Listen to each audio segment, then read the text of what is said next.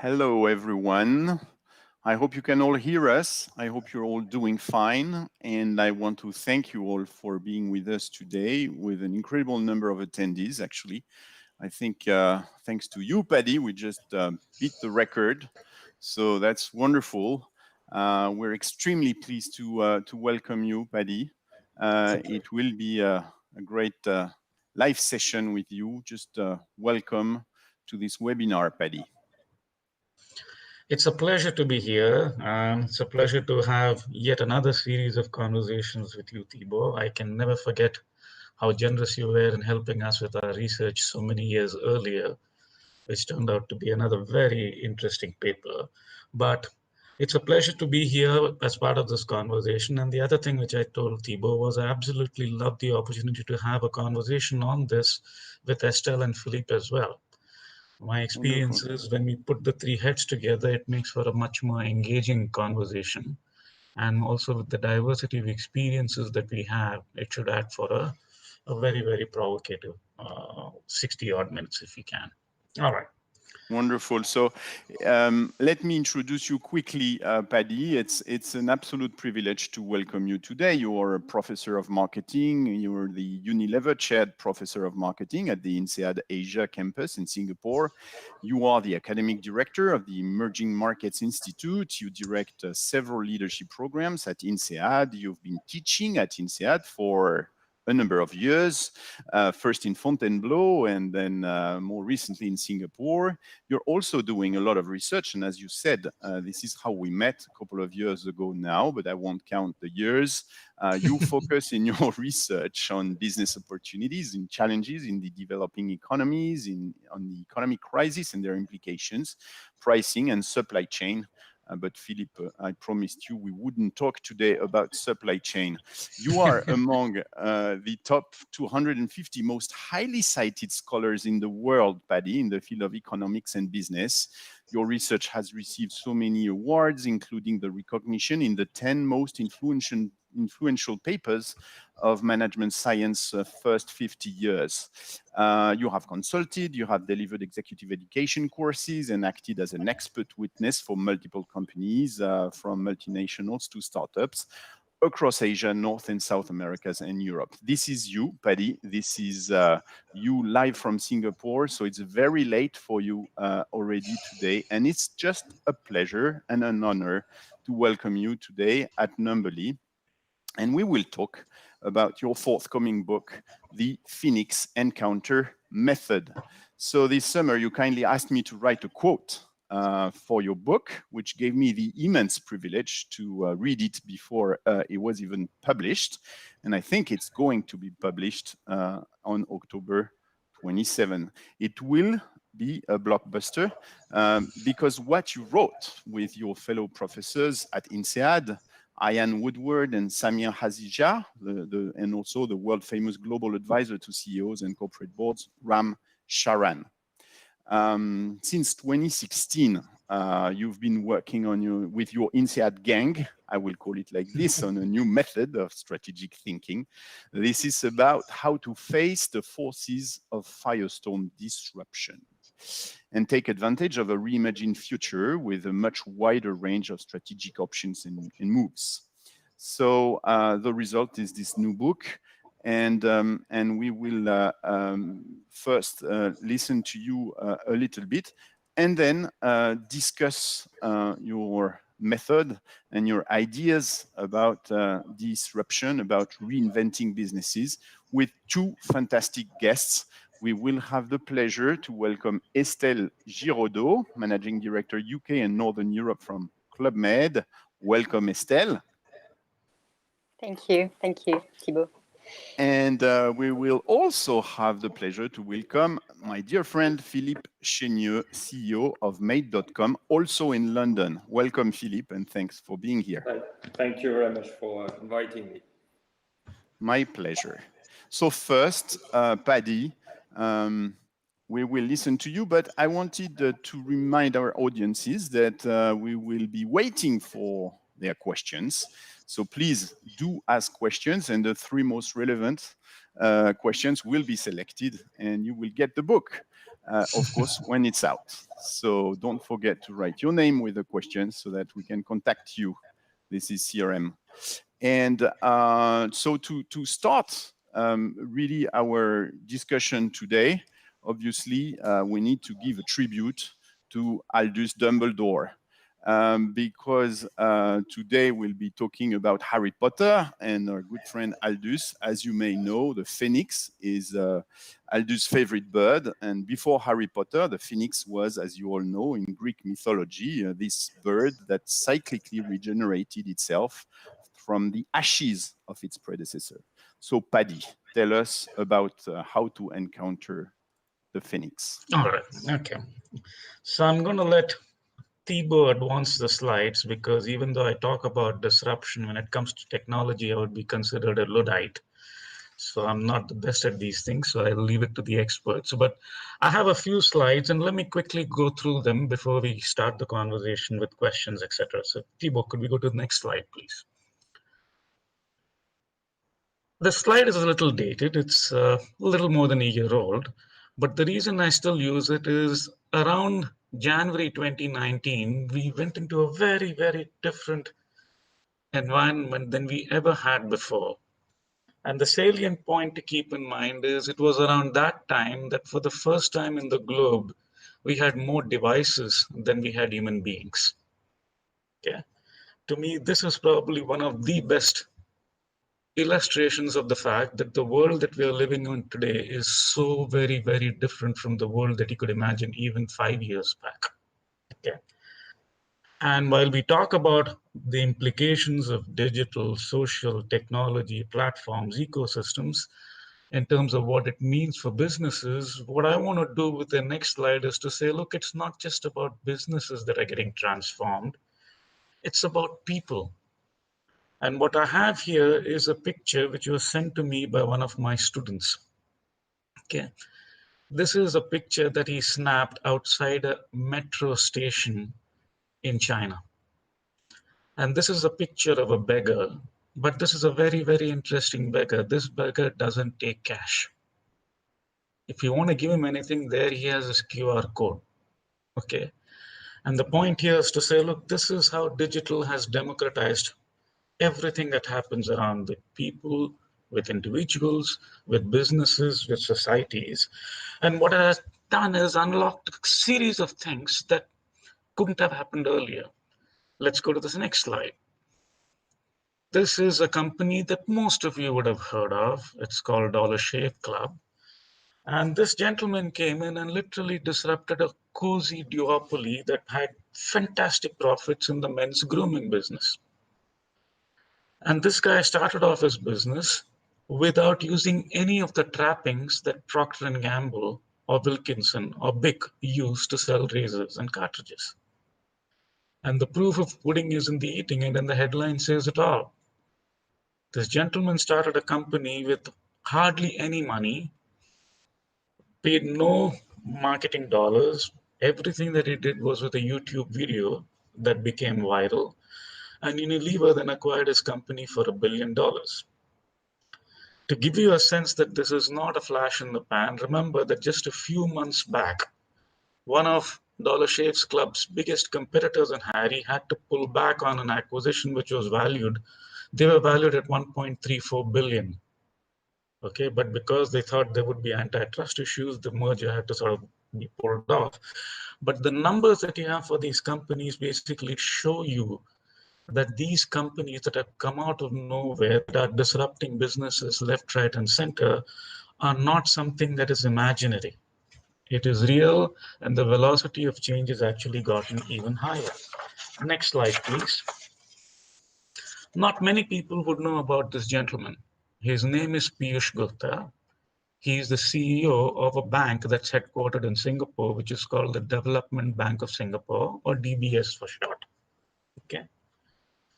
In 2013, when most people had not heard of Ant, Alibaba's financial services arm, Piyush was the first guy who said, look, if I have to survive, let me stop worrying about Jamie Dimon. I really don't care about what JP Morgan does, what Citi does. What keeps me awake at night is what might Ant and Alibaba do to the world of finance. Okay. And long before anyone else recognized that, somebody who most people thought of as an enabler for e-commerce, B2C or B2B, which is Alibaba, is actually something a lot more potent than that. He was the first guy in the financial services space long before some of the biggest CEOs in the financial services sector picked out that the forces of disruption could spread very far, very wide, and very fast. And I suppose it's sort of fitting that starting from 2017 onwards, DBS is amongst the best recognized digital bank in the world. They won every award that a bank could get, coming out of a small country called Singapore, which is, for most people, a place where they would have a lot of trouble pointing out where in the hell was it. They would have heard of it, but they wouldn't know where it is. And to me, Piyush exemplifies what we need in this new world of what we call the Phoenix thinking. That disruption is something that can happen. And so being forewarned is equivalent to being forearmed. And that is what we're talking about. And remember, when we started work on the Phoenix method, and as Thibaut pointed out, we started long before COVID. Okay, we started in 2016, 2017. And the reason we started it is we had lots of very, very senior executives coming to us and saying, yeah, we worry about it, but we don't know what to do about it. And that's what led us to our book, which is to say, look, the thing that would be most helpful for leaders and their organizations to think about disruption is to actually give them a method that they could use, a method which they could own, a method that does not simply give generic answers, but a method that actually allows leaders and their organizations to figure out what is their bespoke script, if you will, for dealing with disruption and figuring out what it means for transformation. Next slide, Thibaut. And then we got this. Nobody had planned for COVID. Anybody who says they did is probably trying to get others to buy snake oil. But what you have to realize is COVID is unlike anything that we've seen here. I have 3 pictures on top. The kinds of crises that we've talked about pre-2018 where, it's a hurricane, it's a typhoon, it's a cyclone, it's an earthquake, natural disasters. Or it's a currency crisis, it's a banking crisis, GFC. Or it's man-made disasters like that oil rig just going up in flames in the middle of nowhere in the Pacific. What you realize with COVID is this is the first crisis which actually has all of these things inbuilt into it. Okay, COVID is a natural crisis. It's a health crisis. It's a humanitarian crisis. And what COVID is morphing into across countries, across the world, are all kinds of financial crises, from currency crisis to banking crisis. And hopefully, if we can avoid it, hopefully no debt crisis, because we know those things can be terrible. But what I want to do is to say, look, while there is COVID, what you have to realize is in a crisis, there are 2 things that one needs to worry about. And Thibaut, can we go to the next one? The Chinese word for crisis is actually very interesting. It's made up of 2 words. And the 2 words that go into the Chinese language definition of a crisis is, yes, there is danger. And we as leaders and our organizations have to figure out how do we grapple with the danger. But the second part is equally interesting, which is to say, look, for every crisis, if you can think 1 or 2 steps ahead, this is an opportunity like none other to take your organizations to levels of leadership and levels of competitive advantage that probably would not have been possible without such a crisis. Okay. And what I'm going to do is use the next 2 slides, just fill it with examples of companies that represent the first or the other. What you have here are all companies that are very, very well-known companies. And these are all companies that in today's world are facing very, very serious dangers. What we also have in the next slide are companies which many of you might recognize, which include legacy companies, by the way. So this is not all about startups. To say, look, these are companies that are actually saying crisis is an opportunity, and they've made enormous headway in terms of separating themselves from their competitors. So what we try to do with our research, which is what I'll talk about in the next couple of slides, Thibaut, if you can go to the next slide, is what we wanted to develop, which was, by the way, a response to people who asked us the questions, was a method that allows people to figure out their own answers for their own realities to what they would do with disruption. Okay. Our challenge to leaders is very, very simple. And this is what we start off the research with, is to say, look, imagine you were just plucked out of the roles that you were in. So imagine I plucked out Estelle, I plucked out Philippe and said, look, you have a new job. And in this new job, imagine you have no resource constraints, no constraints when it comes to money, no constraints when it comes to talent, no constraints when it comes to your depth of expertise with any and all kinds of technologies. The question that we ask Estelle and Philippe is, now in this new role, how might you put together this constellation of forces to figure out what might be done to disrupt your current business, your current organization, and in many, many cases, your whole industry altogether. Okay, that is the genesis of the method. And to make sure that we don't take too much credit for it, realize this is what other people have been asking their own leaders to do. So the quote I have there is actually the instructions that Jeff gave to Steve. Steve at that time in the early 2000s handling Amazon's biggest business, which was a physical business, and this was the physical media business, books, CDs, DVDs, etc., etc. And he said, Steve, I'm taking you out of your old job. I'm giving you a new job. And your job is to figure out how are you going to kill our business. And I want you to proceed as if your goal is to put everyone, not just Amazon, everyone out of business. What might you come up with as a strategy? What might you come up with as tactics? What might you come up with in terms of what you would need to put together such a formidable disruptor? Okay, so that's what we set out to do when we start encouraging people to start applying the Phoenix Encounter method. And Thibaut, could we go to the next slide? And the reason we do that is the following. Okay, ultimately, people's ability to deal with disruption, whether it be as a leader, whether it be as an organization, starts with something very fundamental, which is, can we change their mindset? And we've done this exercise with our research. We put people into a room and say, look, we are a good company, we are doing well. Can you spend the next half a day figuring out what might we do in terms of innovation for the next 6 months, 9 months, 12 months, or even 3 years? These are smart people. You put them in a room, they will have ideas, they'll come up with ideas.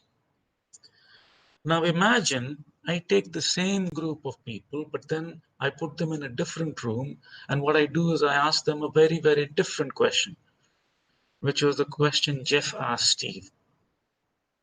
Imagine you had a new job and your job was, how would you go about killing our business? What happens is fascinating. The ideas they come out with are so different than the ideas they came out with when I asked the first set of questions.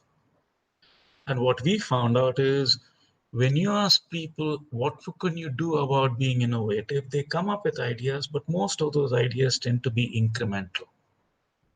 They tend to be ideas that are characterized by a fair degree of risk aversion. Okay. When on the other hand, we say, look, that's not the question we want you to work on. The question we want you to work on is, how might somebody come and kill your business? Their mindset changes.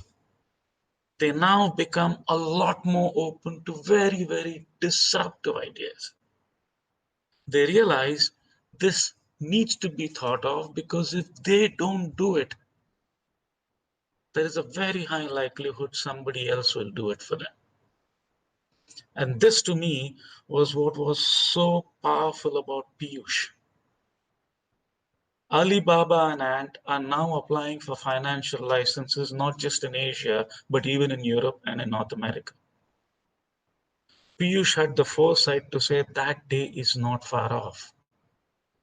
How can I prepare DBS for that day long before this reality happens, whether it be in Asia or anywhere else?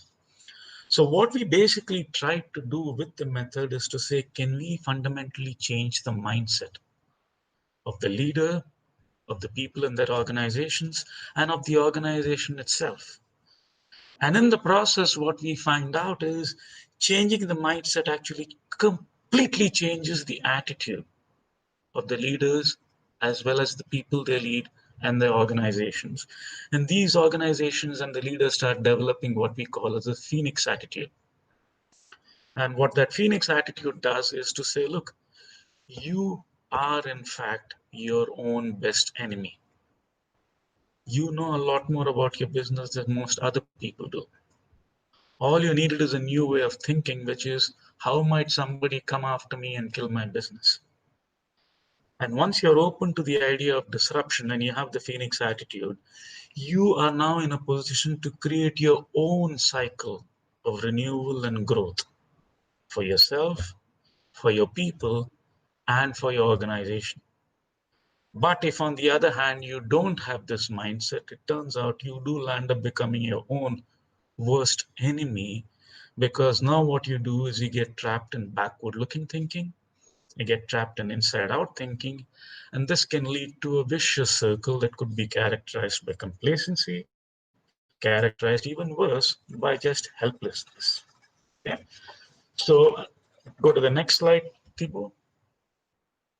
If I were to talk to you about the book, this is a simple picture for you to keep in mind about what the method is. The method essentially takes people through 3 stages. The first stage is where we try and get people to switch their attitudes, to say disruption is danger, but disruption is an opportunity. How do you prepare for this battlefield? This is where we actually get them to start looking at all the things that can happen, not just within their industry, but even outside the industry. Not just in their own geography, but even outside geographies. Because what you realize in today's world with digital, with technology, is distance has collapsed. It's very easy for people to open up businesses, literally spanning the universe. Okay, so it's about switching the attitude, it's about getting prepared for the battle. And that's when we take them to the next stage, which are the most intense stages of the encounter method, which is to dream up the extreme attack that could be put together that could turn out to be devastating for your business, perhaps even devastating for your own industry. Because what you've seen in COVID is not just instances of companies getting into trouble, which may have gotten into trouble because they had very bad leadership or they were very, very risk averse. But we also have examples of whole industries that have gotten into trouble. Okay. In the second stage, we expose them to the extreme attack, which is oftentimes at a very, very high altitude because they're putting together forces that are at the 50,000 feet, as we'll talk about later. And then we start bringing them down a little bit closer to ground, which is where we say, okay, if that is the attack that's going to happen, how are you now going to create a path for defense of your organization? What are the things that you're doing now that you want to make sure you continue doing it because you still need to be able to make the cash registers ring? What are the things that you need to do to make sure that you're going to be as credible and vital tomorrow? And what are those things that you need to think of? And then the third stage is where we take people and then start saying, now can you start putting this together into what would be considered your future facing blueprint? What do you need to be done for your organization? What do you need to change about yourself as a leader? And what do you need to change about the people that you have around you and their mindsets? So those are the 3 stages of the encounter method. As you can see, this is a method that actually doesn't care whether you're a unicorn selling technology or whether you're a hospital that's trying to take care of patients in a very, very tense and troubled times, or you could be a regulatory agency, or you could be anybody else. We intentionally wanted to create a method which is agnostic to context. Because what we realize is at the end of the day, companies have smart leaders. Companies have good talent. If we can give them a script and a method, we can trust them to come up with answers that are going to be a lot more relevant to them and their context than are just simply creating a 16 slides PowerPoint deck, which is to say, yeah, this is what you need to be doing. Okay, so Thibaut, next slide. So remember, as I pointed out, disruption has been happening over the past. I think what COVID has done is put disruption on steroids. Okay. What you've had is a lot of legacy companies asking, what do we do about this? Okay. Now, I want to talk about something which I think people have to understand, that there are good things about legacy companies. Legacy companies got to be legacy companies because they're very good at taking care of the day-to-day execution. They were very good at coming with innovations, incremental or otherwise, and figuring out how to take it to market. That is a skill that is needed today. That is a skill that will be needed tomorrow as well. But it is also important for many of these companies, and Thibaut and others, you might be able to sort of relate to it. We work with startups which have the same issue. Okay. So what we would like to alert is the idea that many companies that are where they are today, and they are successful companies, may need to think about a few things that they may not have thought about in great depth. And that is, in order to be able to think about disruption, what companies will need is not just a cadre of leaders who are damn good at doing things, the nitty-gritty execution of the day-to-day. They may also need talent that's actually able to dream about what might be possibilities that may not have been dreamt of before. And what you realize is the DNA of a dreamer is very, very different from the DNA of a doer. And left to themselves, these two types will kill one another.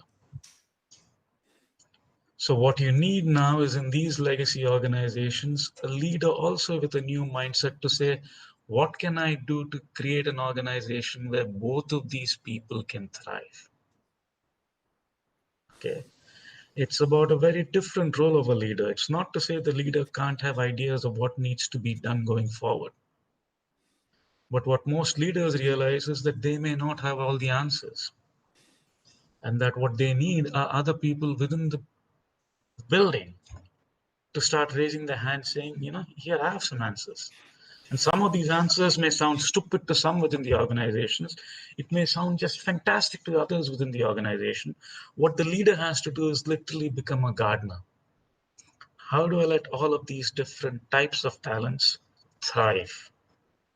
And the last thing that we've been hearing from companies, not just over the past 2-3 years, but more so even with COVID, especially with work from home and a whole bunch of other things that are going on, which you're all very familiar with, is companies are saying, look, what I realized is my org design, my structures, my processes, my systems were already not very well set for dealing with technology disruption. What I realized is they're probably even more troublesome when I think about the disruptions that have been brought by COVID. So we wanted to flag these three issues, but the good news that we want to leave people with is shifting the mindset is not an impossible ask. Okay. Yeah. Thank you Legacy so companies much. can do it just as well. Those are examples of these legacy companies. All we're trying to do is to say you perhaps need a different mindset. Thank you, Thibaut. No, thank you, Paddy. Thank you. So thanks a lot for presenting your method. What I really liked about your book is that it's actually not about the why companies have to change, but it's really how they can do it. And so I'm just a bit surprised, Paddy, because when we met a couple of years ago, you were a wise, reasonable professor at one of the most advanced institutions in the world of research. And now, what led you, Paddy, to tell managers to rush in the fire? Are you this is a big thing. This is quite radical to tell them to destroy or think about how to destroy their own business. I'm not sure Philippe or Estelle will agree to think about that. Look, you raise a very, very interesting question. Okay. And the reason we sort of phrase it this way is to say, look, disruption may not happen overnight. In many cases, what you realized is if you look at the data, look at some of the most disruptive things, industrial revolution, steam, electricity, etc., for the full impact of some of those disruptions to play out across businesses and societies took actually 20 years, took 30 years. Okay. But what you want is people to start thinking about what might the implications of this be for me and for my organizations. And the reason we say rush into the fire is what we've seen is if we do not put their feet to the fire, they go back to doing the things that they were comfortable with doing.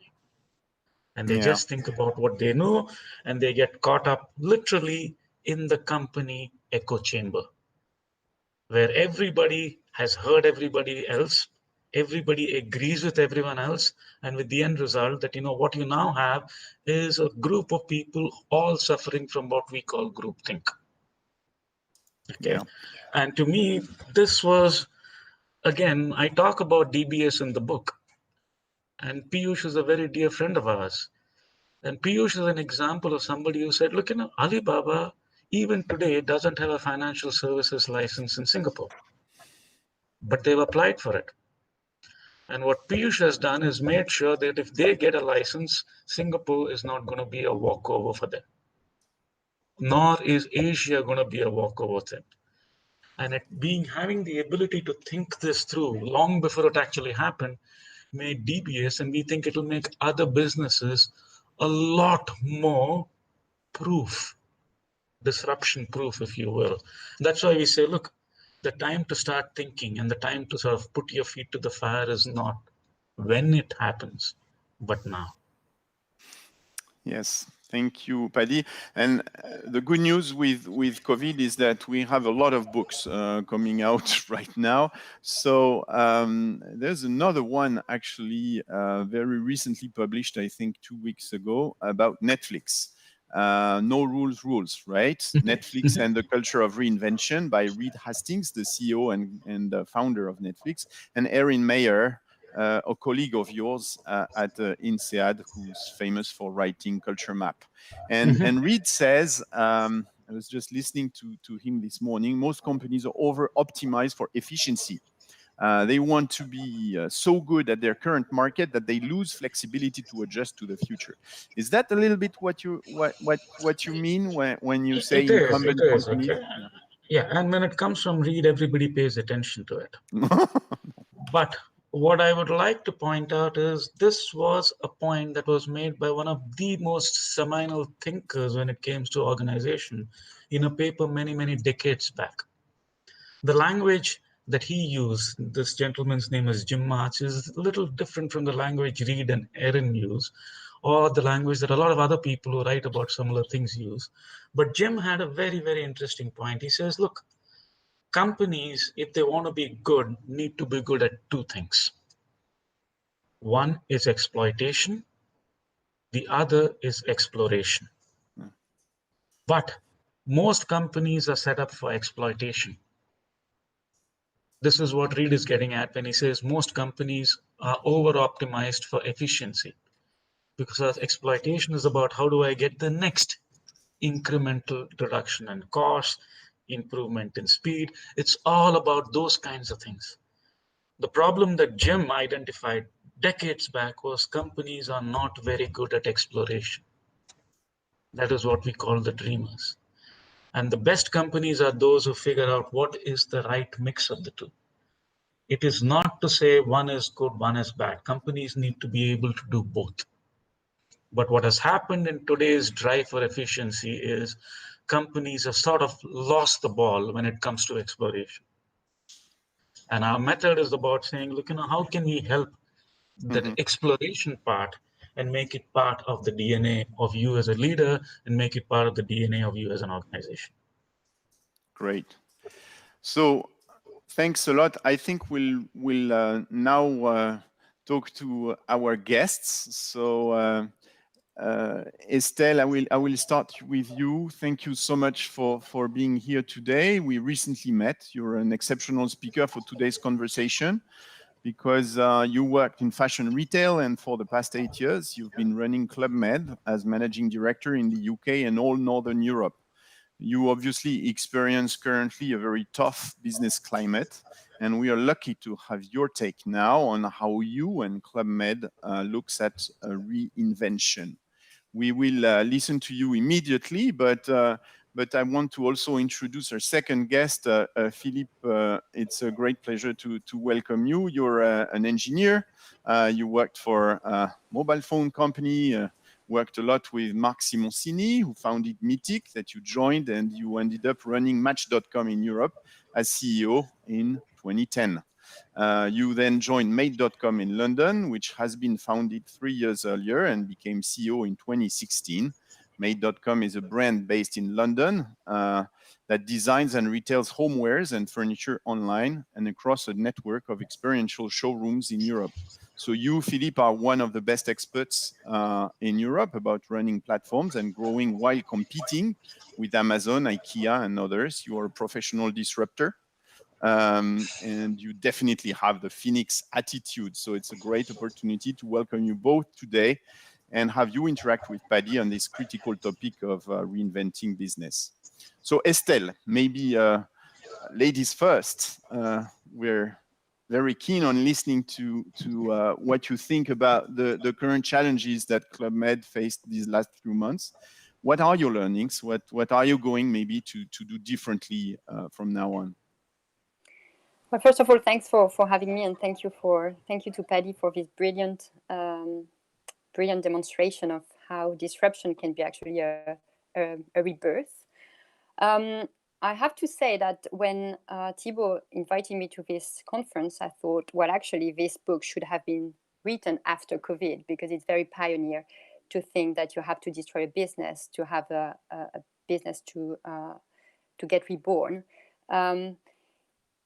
Obviously, I'm part of the travel industry, which is a worst industry that has been badly hit by the crisis. And I have to say that, yes, we've been the losers so far, but we will probably be the winners because of the reasons why what Paddy explained, which is we have a fantastic opportunity to completely reinvent our model, our business model, and gain shares of shares of markets, I guess.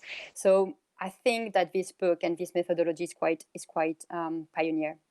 If I get back to the learnings, there are different ones. The first one, to be honest, is, and I will rebound on Paddy's mindset importance. When the crisis faced us, and that's only my personal take, I thought I was in the Titanic, literally. So I thought that the boat was sinking, and we were trying to make sure that everything was fine, perfectly fine to sink. And I have to say that the mindset now is totally different. We have a warrior mindset. We have a mindset where we are fighting, where we are confident that we will have fantastic opportunities business-wise afterwards. But it's all about the mindset. It's all about what narrative do you want to tell? Do you want to tell that this is the worst time of your life? Because it probably is for a lot of people in the travel industry, to be honest. Or is it the best time of your life, which is actually where you can actually get a lot of opportunities from it? And we decided at Club Med, and I decided personally as a leader of my Northern Europe scope to think that this is the best opportunity ever. Not saying that I wish the COVID would have happened. That would be a bit pushing too far, but that's a fantastic opportunity. And when you talk about mindset, you talk about how you need to reset it every single day. And I think you can read a lot of books. I've read Netflix, etc. You have to reset your mindset every single day, especially when you're in still in the middle of the crisis. So you have to lead by exemplary, and you have to tell your team and every day on almost, I don't know, 10 times a day, that you're here to stay, you're here to carry on, you're here to reinvent your model, and you have to drop totally what you used to do before. So I think wanting to destroy your business is not something that you would do naturally, because it's a kind of suicide, and you have this survival mode. But the crisis drove us to completely destroy the business almost, because there is basically stop sell, and we know that we will rebound. And once you have totally destroyed, in a way, all what you've done for the last few years, you have this kind of fresh pair of eyes, and thinking with the team, actually, there is so many more things that we can do differently. And as I said, the first one is really the mindset and have this kind of warrior spirit. I think the other one, during the crisis, we talked a lot as leaders about how supporting your team, how to protect your teams, and this is absolutely critical. But at the same time, and equally, I think we have to think about how we nurture the culture of excellence within your teams. And this might be unexpected in a time of crisis, where you think you have to protect your teams, you have to kind of pamper them. But at the same time, my belief is that you have to actually leverage them, make them step up, get the best of them, and push them to be the best version of themselves. And that requires a lot of courage and effort as well, because it's very tempting to think, we're doing the best and let's just wait. But actually, I think it's much braver and much more daring and much more beneficial as well, to push your people to be excellent. Because more than ever, we have to be excellent in terms of customer service, in terms of gaining trust back, in terms of reassuring the clients. So the customers are at the core of the strategy, obviously, but equally, we have to have an overperforming team, which is, again, a bit counterintuitive, because I've heard so many leaders saying, yes, take care of your teams. Yes, it is important.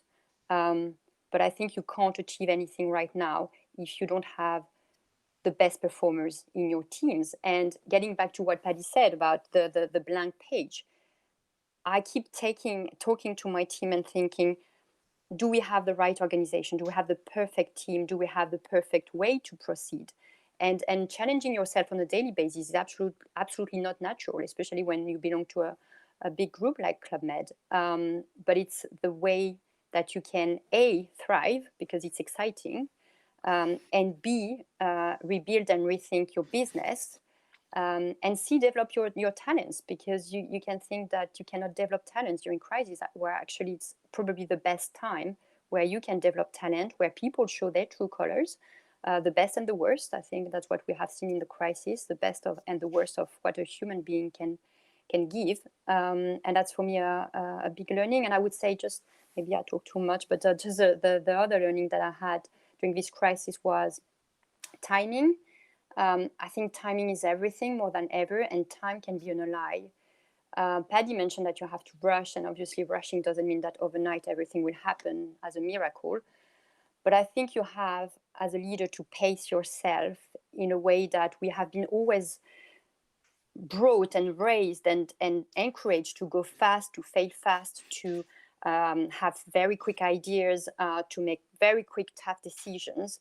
And that's really important. And at the same time, you have to understand during this crisis that actually also be patient and try to let time work and see how your competitors are operating is also a very sensitive strategy. So it's a bit of like the book, The Art of War. It's really about not only making the right decision, but kind of like balancing, when do I need to make this tough decision?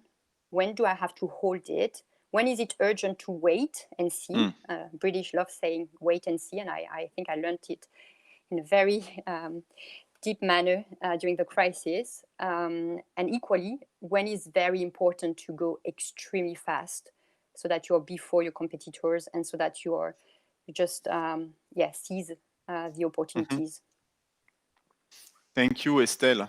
Philippe, after 10 years in London, it doesn't sound like you have a wait-and-see approach, right?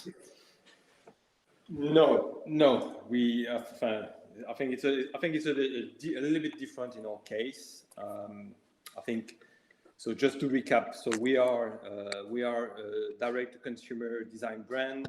We are designing, developing, selling our own products online in the home furnishing space. If you look at what happened during the crisis, I think we are at a crossroads about two segments. One is about clearly an acceleration of the online shift, number one. And number two, an acceleration of the home business. And so we've been extremely fortunate to be where we are.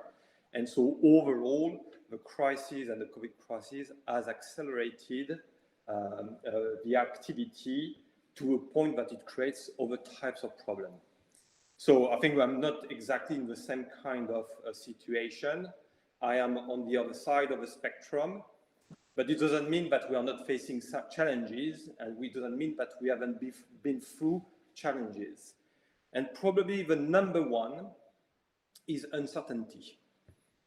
And if I look at what the different phases we've been through during that crisis, the common denominator is the fact that the future was very difficult to predict, and that was very different from the couple of years we've been operating in something where things were stable and we knew what we could expect in the midterm and the long term.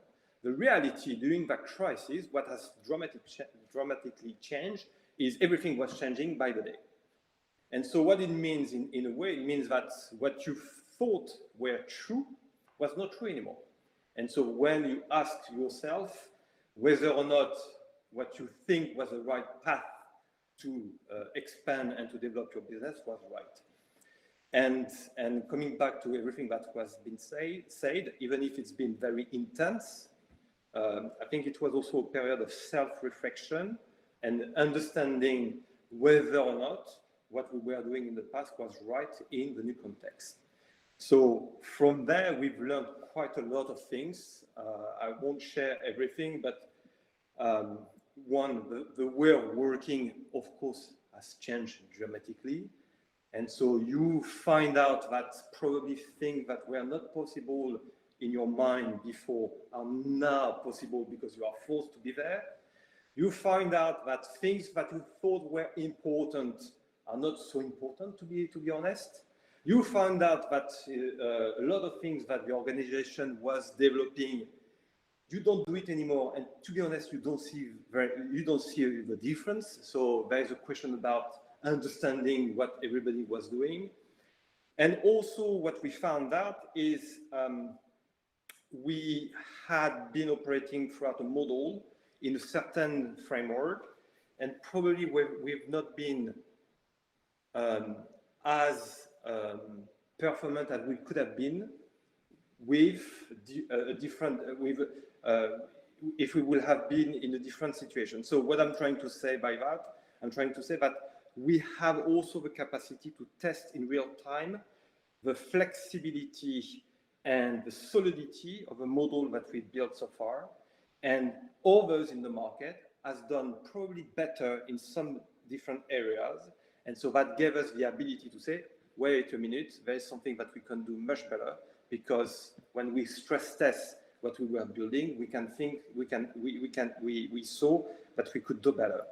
So from that perspective, I think we took a couple of very, very important decisions where we will evolve the model itself, and in a way, we will evolve the thesis based on which we built the business so far. And the reality, we've been forced to that because the crisis gave us the ability to say it. And probably without that crisis, we would have done those changes, but probably later on in our journey. So I'm looking at the positive impact of it. So first and foremost, it's been globally positive for a business like us, but it's been also positive in our capacity to take some distance, to look at in a very specific situation what we were doing. And I think we are changing things in a meaningful way, and we will not have done it in a different context. So, Thanks. yeah. Wonderful, Philippe. Thank you so much, both of you. Paddy, what do you get from this? So I think there's actually a set of common thoughts that go across what I've heard from both Estelle as well as Philippe. Okay. What we've seen with COVID is uncertainty and magnitudes of uncertainty that we had not seen earlier. Okay, remember pre-COVID, by and large, most of the world had, a wonderful 8 years of economic expansion, where it made sense for companies to do the same thing they were doing and keep doing things better. Okay, and nothing wrong with that. But those are situations which I call very kind learning environments, which can try something, you learn from it, but the changes are incremental, and what got you here will get you the extra 2% tomorrow. So life is great.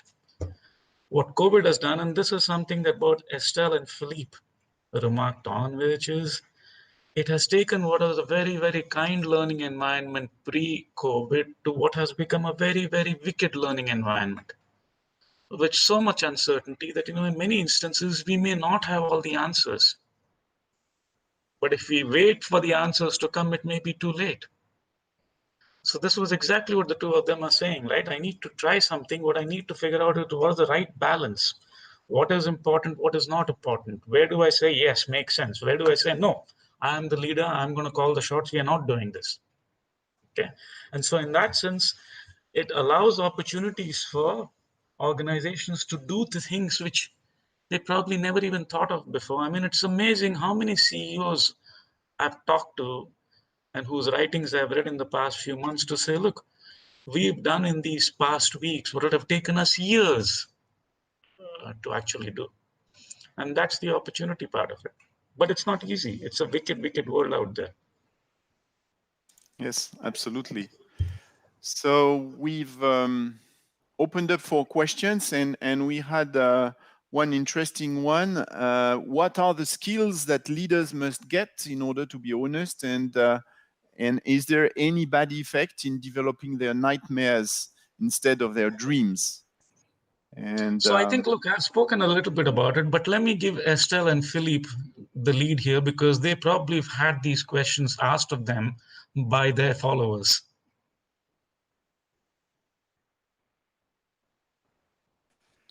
Yeah, I'm happy to join on this one, unless Philippe, you want to start. Please. Okay. I would say, especially during this kind of crisis, the first thing I would say, you have to communicate in a very authentic and humble way. And that's another learning for me, which is you have to communicate as much as possible with your team, especially because when you work remotely, it's hard to kind of have a good feeling, a good sense of how your team stands from a personal and professional viewpoint. And I think you have to show your vulnerability. A lot of leaders have talked about that, and I think the crisis is a fantastic play game to explore and express your vulnerability. So you have to say, from my experience, that it's okay during the crisis and even after the crisis to have ups and downs. It's okay to cope with that. It's okay to say it. What is not okay is to carry on with being down all the time and not asking for help or not finding ways to cope with your kind of like moods or reflection or whatever it is. I would say the other thing would be resilience. And again, it's a word that has been said a lot before the crisis, but I think when you've been through this crisis as a leader, you can really say that you are being resilient because you have so much adversity that you have to face, and you still need to show, especially for your team, a lot of strength. You need to show you're confident, you need to show you're calm, you need to show that you are, I would say, reasonably optimistic. I tend to think that this is not okay to be optimistic just per default, because you're not credible. But if you are explaining why you're optimistic based on, rational, based on a few tangible, positive facts, then you're credible. And you say, don't sugarcoat. You say you're optimistic for this reason, but you are worried and concerned because of this reason. And I would say the third one is try as much as possible to inspire the fact that you're in control. And I think because everything is uncertain, as Philippe said, having a leader that shows that everything is in control, everything is going to be okay as much as it can be okay, but you have to show that you are giving signals that you're here, you have a vision, you know where to go, so that people can follow you. And I think that's what people need right now. And communication is a very excellent, I would say, an excellent tool.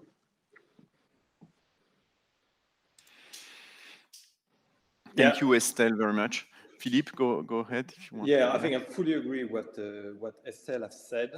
I just want to share one thing with you is when things are so uncertain and when you start and people understand that there is something very unusual happening, you have all the eyes of a company to you.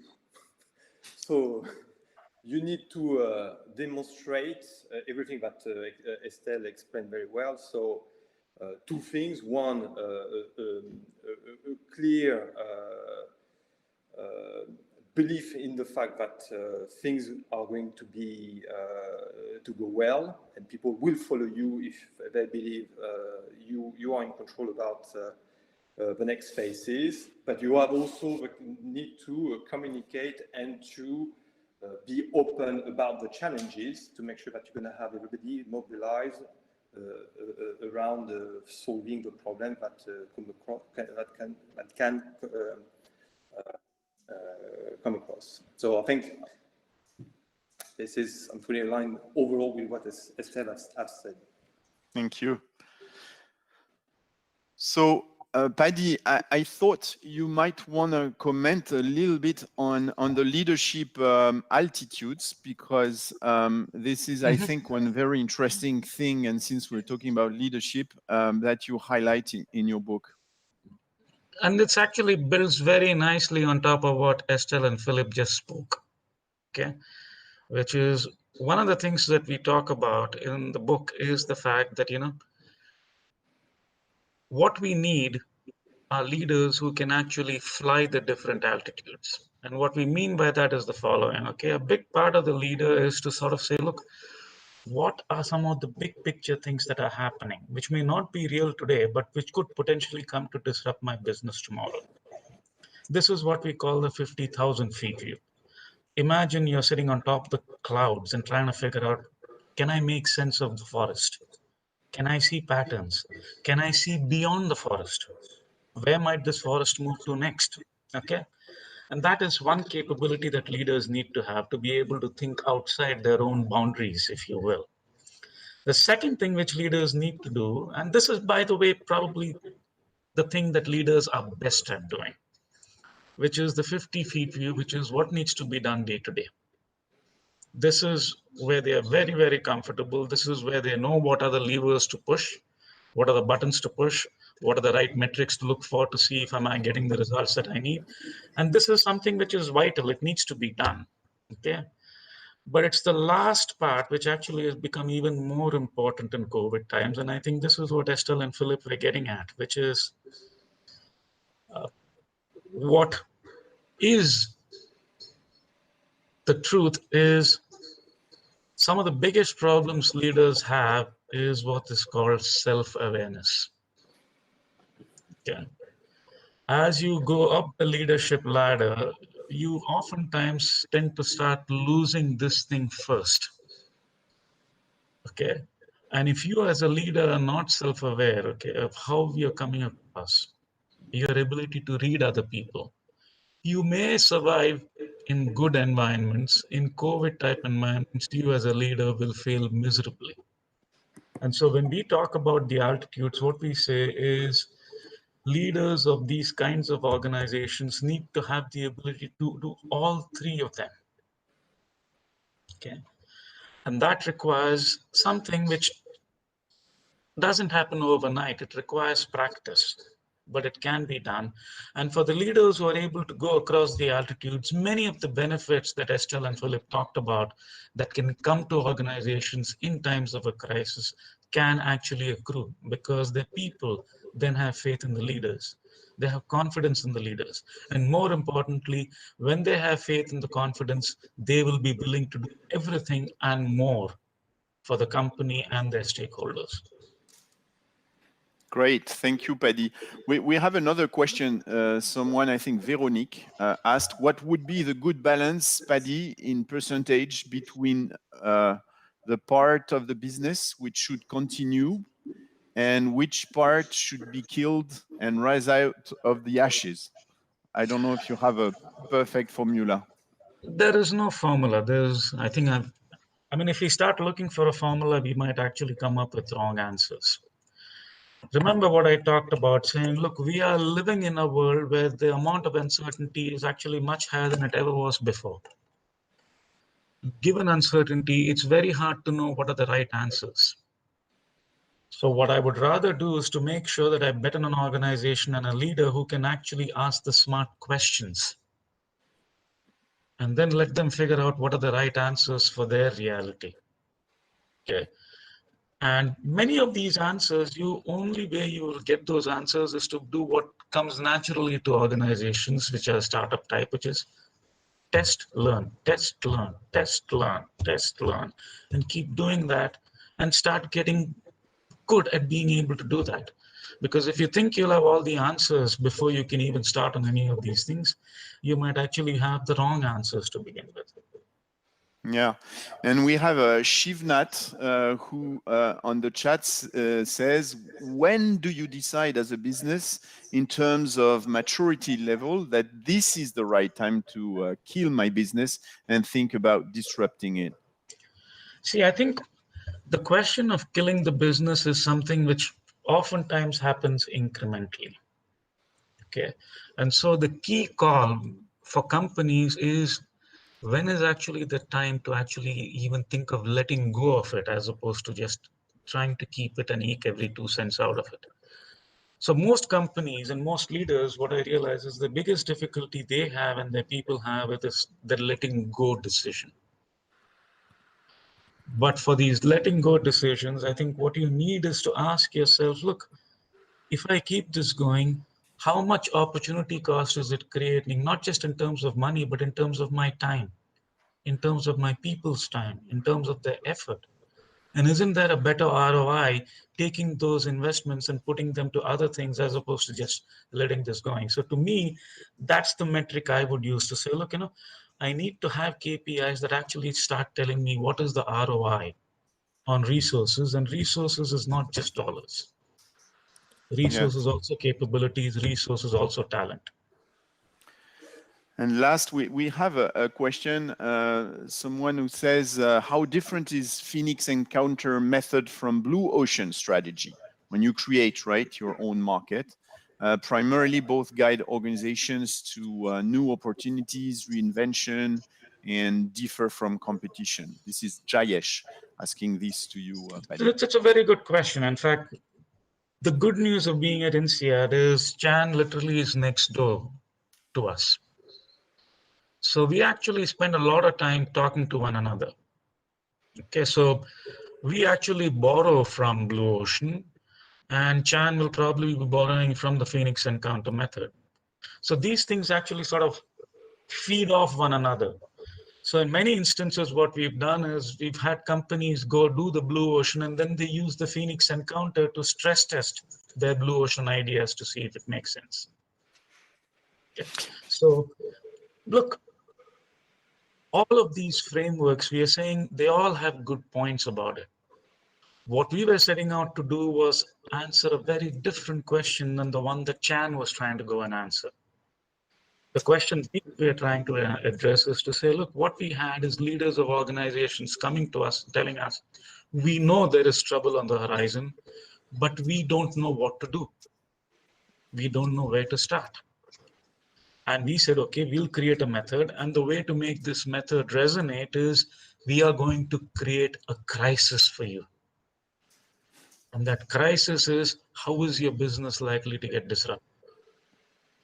And the Phoenix analogy, the Phoenix encounter actually creates that burning platform. And when you put the leaders on the organization on the burning platforms, the ideas that they come up with are a lot better. They think wider, they are more proactive. They look at many things that they normally don't look at in the course of the day. Philippe, Estelle, do you have other questions for Paddy? Would you be ready to go into the fire or send some of your people to look at how to disrupt your own business?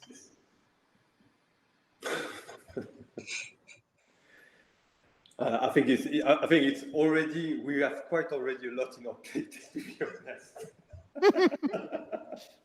But I think everything that has been said is absolutely relevant. Yeah. And the reality is when I was hearing you, we started May.com 10 years ago as a challenger with a challenger mindset. And so the question is, when the challenger is being challenged, what's another way to say it? And that's a question that keep me awake at night. Thank you, Philippe. Maybe a last question, Paddy. Mm-hmm. We have someone who said, what does the process of killing your business look like? Is it brainstorming sessions with your employees? Is it company seminars? Where do you start? So look, the way we started is we started this method by using it in probably the senior most executive program that we run at INSEAD, which is the Advanced Management Program.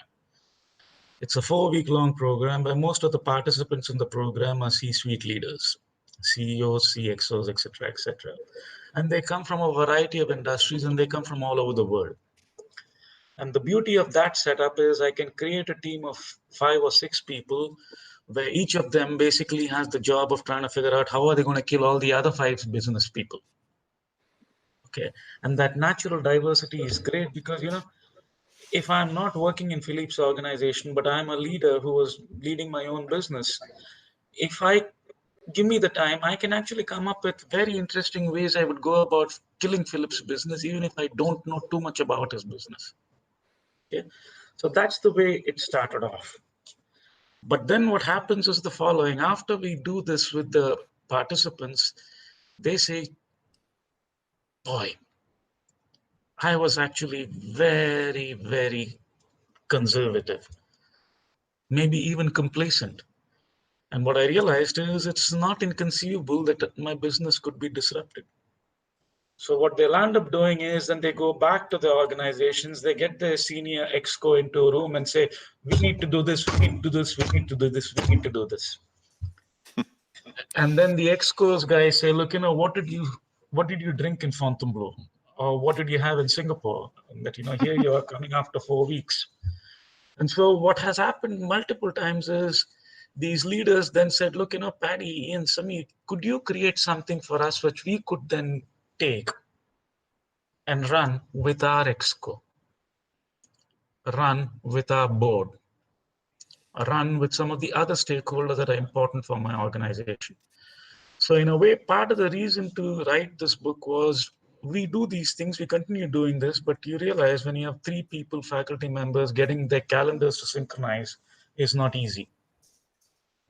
So the idea was to create a book that will then allow people to read it and then figure out how they could do it within their own organizations. Now, what we do is to say, look, there are pros and cons of different ways of running it.